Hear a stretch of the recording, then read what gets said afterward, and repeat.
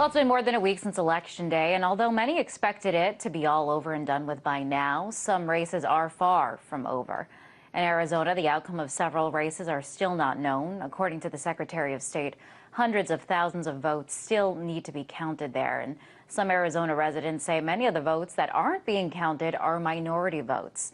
Now, these are votes that could decide who will ultimately be elected. But while congressional races remain unsettled, some news outlets are already talking about who's running in 2016.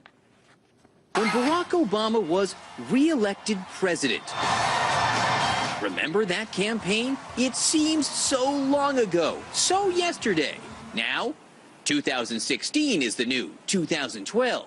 No big surprise, right? That people are already starting to talk about the next Republican ticket and who might be on the list, the short list for 2016. The earliest ever presidential candidacy endorsement by a major American newspaper. Today, the Buffalo News endorsed Hillary Clinton for president in 2016. Who can forget last month when she was asked by Mary Claire magazine if she is running for president? Her answer?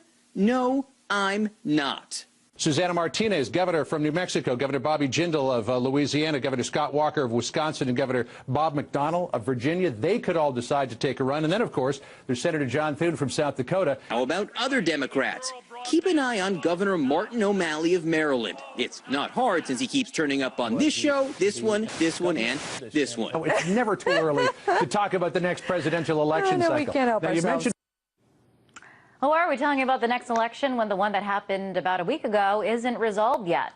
It's a hot topic in Arizona, a state that's been the center of heated immigration debates. Now, immigrant rights activists are calling on the the Justice Department to investigate. For more, Petra Falcon, director of Promise Arizona, joins us now. Welcome, Petra. So it's stirring a lot of outrage over there in Arizona among immigrant rights groups and Latino voters. Why do they feel like the Latino vote is being suppressed? Well, good evening, and thank you for this opportunity. Well, the problem is that it just seemed like it was one error after another.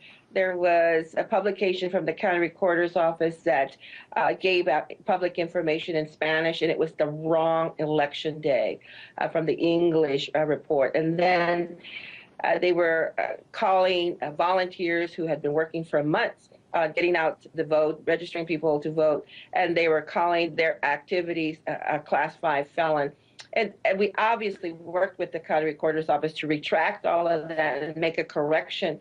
But on election day, we just saw over and over again lots of problems at the polling sites, long lines, people not being on the voting list, and it was just hard for people to vote. And immediately at the end of the election day, we already knew that there was a problem. And of course, the following morning, the report that there was hundreds and thousands, quite frankly, over 600,000 early ballots and provisional ballots that had not been counted. And already elections had been called. And how can you call an election with 25% of the vote not being counted? Now, do you think that this is intentional, that these are tactics being used intentionally to not count Latino votes or minority votes?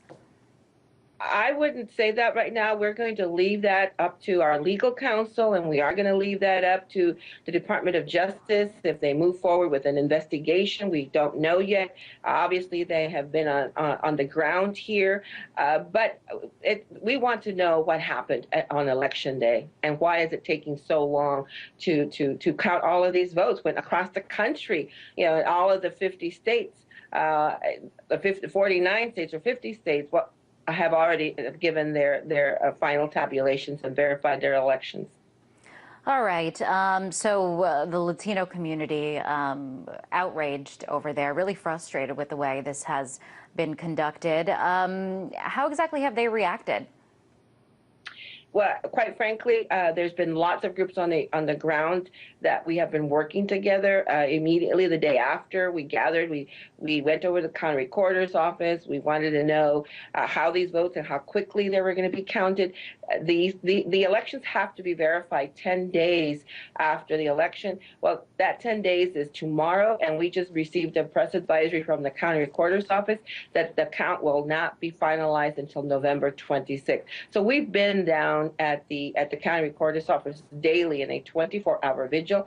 We've been having daily rallies. Lots of young people, especially those organizers and volunteers that have been working for 6 months. We registered over 34,000 new Latino voters in Maricopa County, and we're just concerned that our trust in the communities it will be broken because we have not been fighting for their votes to be counted, and that's what we're doing. We're going to be working with community groups and our organizers and volunteers to make sure that all of these votes are counted, whichever way they land. We just want those votes to be counted.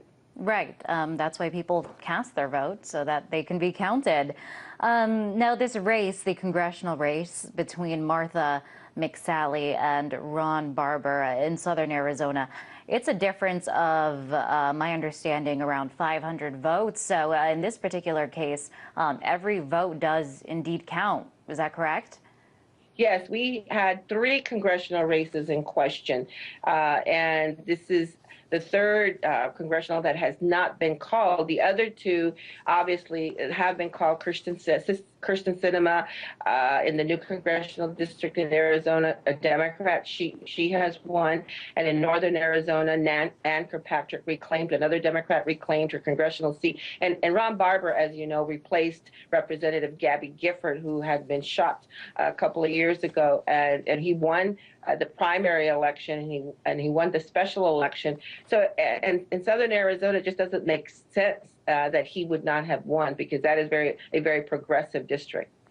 All right. Well, we are seeing the power of the minority vote, particularly in this past election. President Obama's victory can be attributed in part to the minority vote. So, do you think that that's kind of going to have to force? I guess a lot of times it's the Republican Party accused of trying to ignore or suppress these votes, that it's going to force them to change their ways. I do believe that the Latino vote awakening is also going to lead to a Republican Party awakening, that they have to address the issues that concern Latinos, especially immigration reform. Our organization got started because of SB 1070. That was a very anti-immigrant legislation that was passed by this governor and by this legislation. And quite frankly, the author of SB 1070, Senator Russell Pierce, was recalled and lost 2 elections within 12.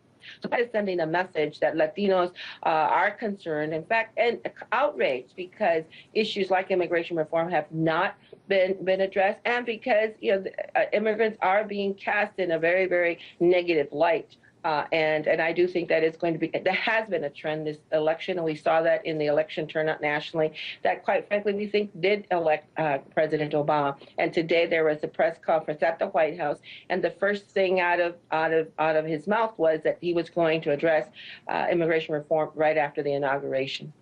All right. We really don't have very much time, but quickly want to ask you to address the other side that are questioning the validity of these votes that haven't been counted, these provisional votes. Well, quite frankly, every voter has to, when registered to vote, has to provide a voter ID. So these registrations I would think, are already validated. But what needs to happen is the county recorder has to make sure that those votes are counted. All right, Petra, really appreciate you coming on the show and telling us what's going on over there in Arizona. That was Petra Falcon, Director of Promise Arizona.